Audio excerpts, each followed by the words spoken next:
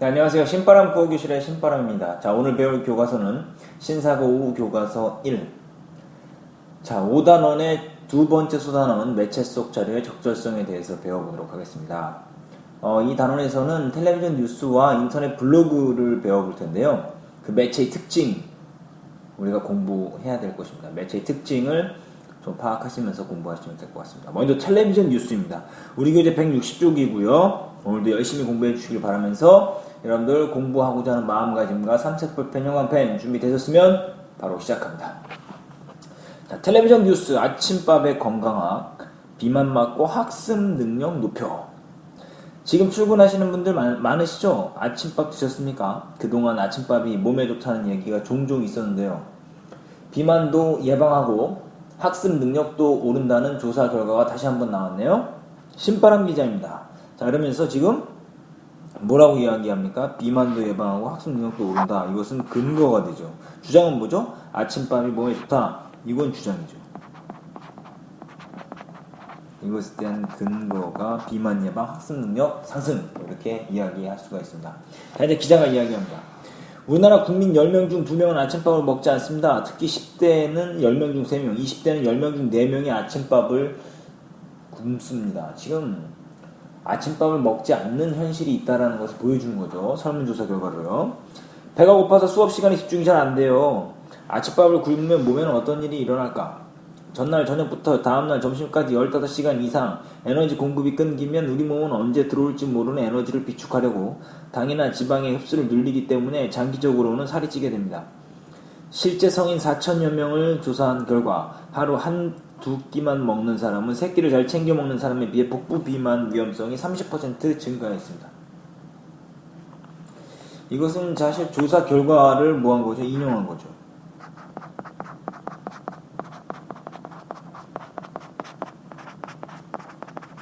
이 조사 결과를 인용함으로써 아침밥이 비만 예방 효과가 있다는 것을 뒷받침하는 거죠.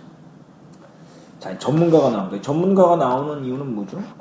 신뢰성을 높이기 때문인 것입니다.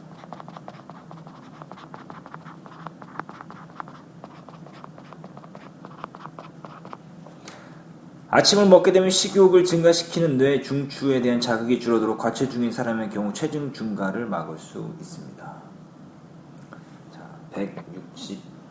161쪽 넘어가시기 전에요. 다시 한번 오셔야 되겠네요. 161쪽 넘어가시기 전에 밑에 핵심만 쏙 읽어보시죠. 매체의 특성. 텔레비전 지금 배우고 있는데요. 텔레비전의 특성이 뭐냐? 글, 그림, 사진, 도표, 소리, 동영상 등을 활용할 수 있다. 왜? 영상 매체이므로 시청각 자료를 모두 다룰 수 있다.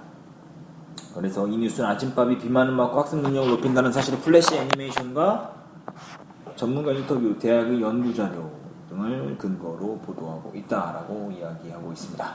161쪽 넘어가시죠.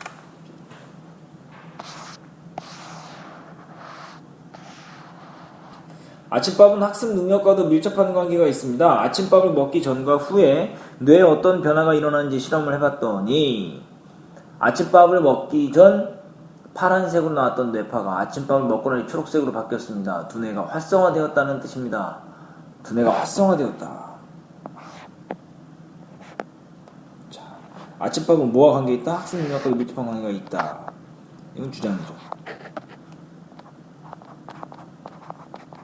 이 주장에 대한 근거가 있습니다.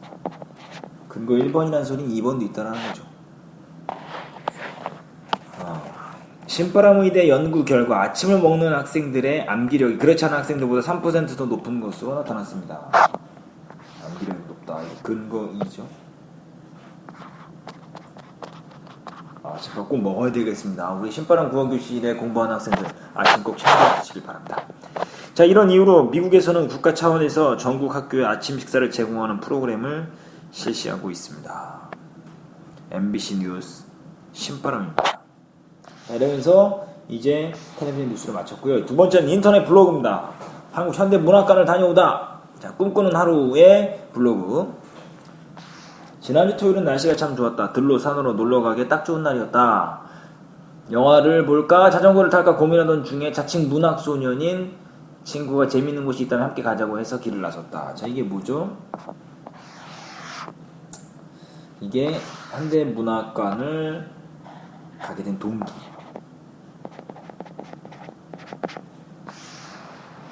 그곳은 바로 한국현대문학관, 박물관이나 미술관은 많이 가봤는데 문학관은 처음이었다. 한 번도 안 가본 곳을 찾아가는 일은 언제나 마음이 설렌다. 문학관이라 해서 엄청 클 줄 알았는데 생각보다 아담하다. 여기 첫인상이죠. 우리가 첫 관람객인지 전시관 내부는 무척 조용했다. 다음 페이지 넘어가 보실까요? 162쪽입니다. 종합전시관을 둘러보는데 많이 본 얼굴들이 보였다. 내가 알고 있는 몇 안 되는 작가들의 사진이 여기에 모두 있는 듯했다.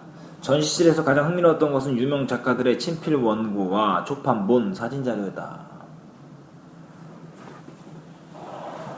시집 하늘과 바람과 별과 시로 유명한 윤동주 시인의 자료도 있었다. 그러면서 이제 사진 자료 이렇게 보여주고 있죠. 시간이 지나자 관람객들이 많아졌다. 언뜻 보니 중학생들이 많았다. 그때 문학관 관계자인 듯한 분이 학생들을 모아 전시물에 대한 설명을 하기 시작했다. 친구와 나도 슬쩍 그 무리에 끼었다. 그분은 작가와 작품에 대한 다양한 이야기를 들려주셨다. 문학 관계자인 듯한 분. 요거는 이제 학예 연구사라고 하죠.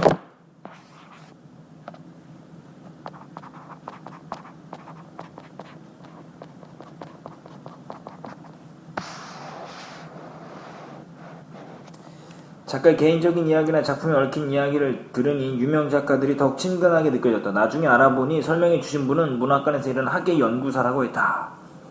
여기 설명 나와있죠. 학예 연구사에 대한 설명. 나는 학예 연구사라는 직업이 있다는 사실을 처음 알았다. 우리 눈높이에 딱 맞는 재미있는 설명 덕분에 관람 내내 지루할 틈이 없었다. 내가 국어 시간에 배운 김영랑 시인에 대한 자료도 있었다. 내가 가장 좋아하는 시인이라 무척 반가웠다.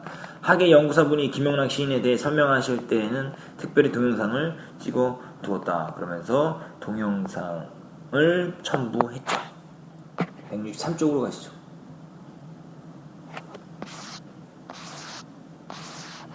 김영랑 씨는 주로 고향이 전라남도 강진에서 작품 활동을 했다고 한다. 그래서 강진의 아름다운 자연이 시 속에 그대로 나타나 있다고 한다. 돌담에 속삭인 햇발도 그곳에 쓴 걸까? 강진에 있다는 김영랑 문학관에도 가보고 싶다. 관람을 마치고 문학관을 나오는데 문득 이런 생각이 들었다. 우리는 세상에 있는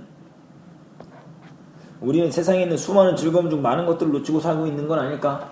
재미없을 거라고만 생각했던 문학관 체험이 이렇게 즐거울 줄 누가 알았을까?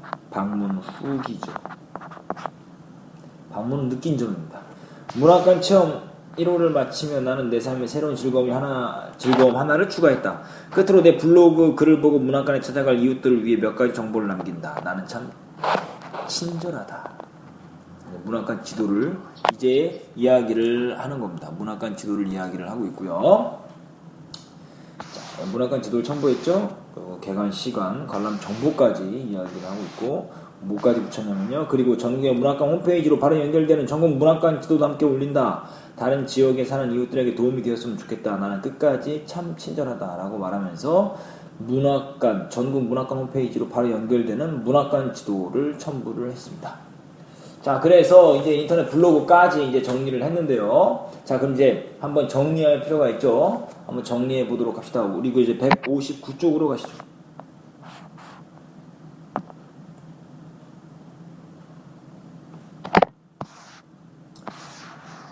텔레비전 뉴스랑 인터넷 블로그라고 이야기했는데 텔레비전 뉴스 이제 아침밥을 굶으면 우리 몸은 에너지 비축을 위해 당이나 지방흡수를 늘린다. 이럴 때 플래시 애니메이션을 사용했고 아침밥을 먹으면 식욕을 증가시키는 뇌 중추에 대한 자극이 줄어 체중 증가를 막는다. 전문가 인터뷰. 아침밥을 먹고 나면 두뇌가 활성화된다. 플래시 애니메이션. 아침밥을 먹는 학생들의 암기력이 더 좋다. 연구 결과. 이런 것들을 다 뭐 했습니까?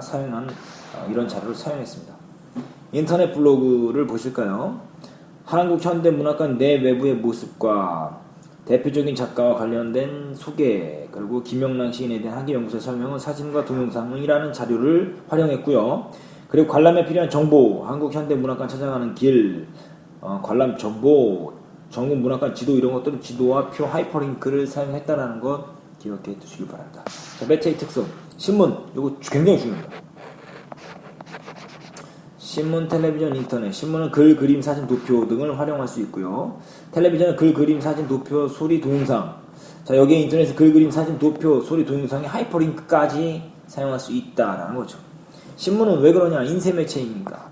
시각 자료만 사용할 수 있고, 텔레비전 영상 매체이니까 시청각 자료를 모두 사용할 수 있다. 인터넷은 시청각 자료를 모두 다룰 수 있으며 다양한 자료가 네트워크로 연결되어 있으므로 하이퍼링크를 사용할 수 있다라는 것 기억해 두십시오. 주요 용어는 한번 쭉 읽으시고요. 정리해 두시면 좋을 것 같습니다. 그래서 오늘 배웠던 부분 여러분들 어떻게 해야 됩니까? 다시 한번 꼭 복습하시고요. 그리고 오마이노트 정리하시고 어휘 정리하시고 관련 문제 풀어보시는 것이 여러분들이 해야 될 일입니다. 자, 오늘도 공부하느라 고생 많았습니다. 자, 다음 시간에 다시 만나요. 소년이여 야망을 가져라.